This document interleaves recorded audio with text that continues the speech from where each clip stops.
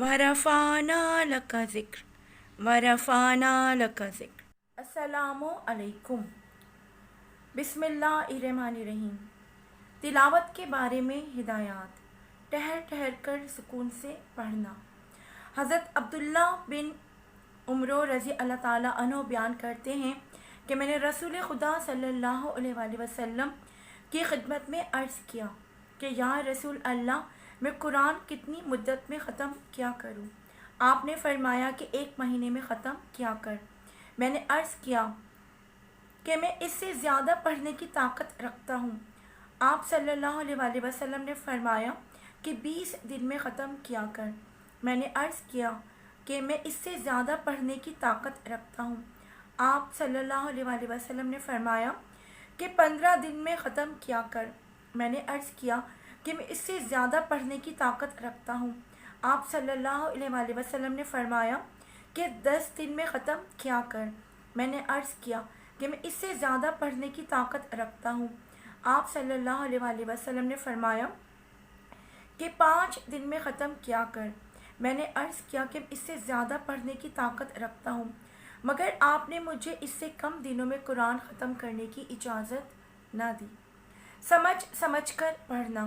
حضرت عبداللہ رضی اللہ تعالیٰ بن عمر رضی اللہ تعالیٰ عنہ بیان کرتے ہیں کہ رسول خدا صلی اللہ علیہ وآلہ وسلم نے فرمایا کہ جس نے قرآن 3 دن سے کم میں ختم کیا وہ اسے سمجھا نہیں۔ خوش آوازی سے پڑھنا۔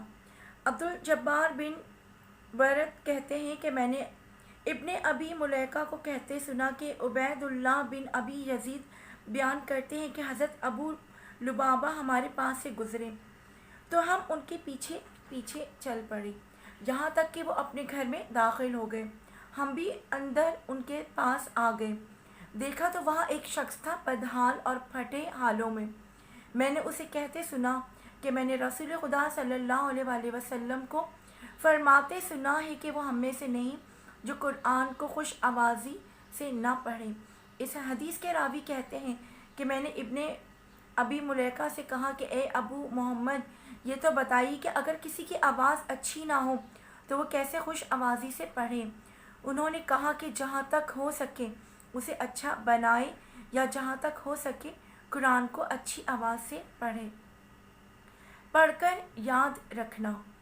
حضرت سعد رضی اللہ تعالیٰ عنہ بن عبادہ بیان کرتے ہیں کہ رسول خدا صلی اللہ علیہ وآلہ وسلم نے فرمایا کہ جو شخص قرآن پڑھتا ہے اور پھر پڑھنا چھوڑ دینے کے باعث اسے بھول جاتا ہے، وہ قیامت کے دن اللہ تعالیٰ سے لنجا ہو کر ملے گا یا جزامی ہو کر ملے گا۔ پڑھ کر اس پر عمل کرنا۔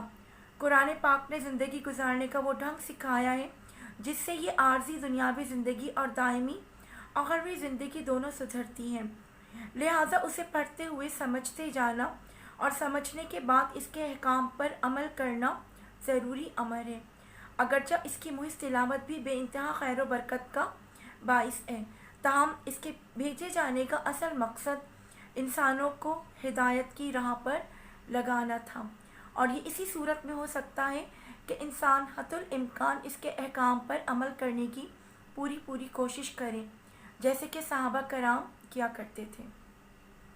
حضرت انس رضی اللہ تعالیٰ عنہ بیان کرتے ہیں کہ حضرت ابو طلحہ رضی اللہ تعالیٰ عنہ کھجور کے درختوں کے لحاظ سے انصار مدینہ میں سب سے زیادہ دولت مند تھے، اور اپنے اموال میں سے انہیں اپنا باغ بیرہاں سب سے زیادہ عزیز تھا۔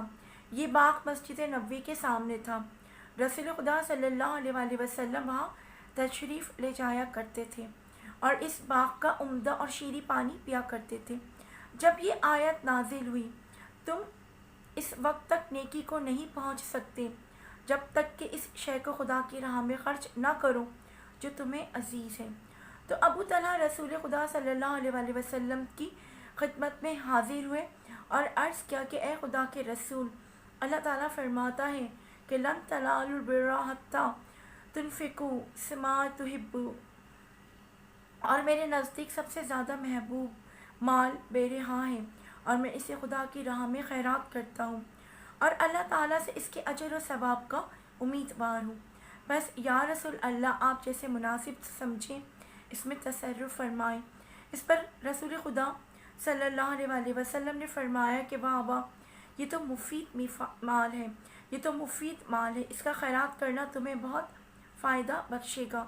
اچھا، تم نے جو کچھ کہا وہ میں نے سن لیا، اور مجھے یہ نامناسب معلوم ہوتا ہے کہ تم یہ باغ اپنے رشتہ داروں کو دے دو۔ اس پر حضرت ابو طلحہ نے عرض کیا، یا رسول اللہ، ایسے ہی کرتا ہوں، اور انہوں نے اس باغ کو اپنے رشتہ داروں اور اپنے چچا زاد بھائیوں میں تقسیم کر دیا۔ امام مالک رضی اللہ تعالیٰ عنہ رحمۃ اللہ بیان کرتے ہیں کہ ان تک خبر پہنچی کہ حضرت عبداللہ رضی اللہ تعالیٰ عنہ بن عمر رضی اللہ تعالیٰ عنہ سورہ بقرہ کو 8 برس تک سیکھتے رہے۔ واضح رہے کہ عربی حضرت عبداللہ رضی اللہ تعالیٰ عنہ بن عمر رضی کی مادری زبان تھی۔ سورہ بقرہ ان کے لیے ایسی ہی تھی جیسے ہم میں سے کوئی اردو کی کوئی تحریر پڑھے، تو پھر وہ 8 برس تک کیا سیکھتے رہے؟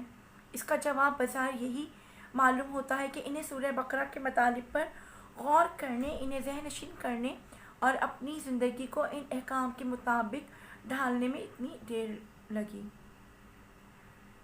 اللہ کی کتاب میں ہدایت اور نور ہے، جو اسے چمٹا رہے گا اور اسے پکڑے رکھے گا وہ ہدایت پر رہے گا، اور جس نے اسے چھوڑ دیا وہ گمراہ ہو جائے گا۔ مسلم۔ السلام علیکم ورحمۃ اللہ۔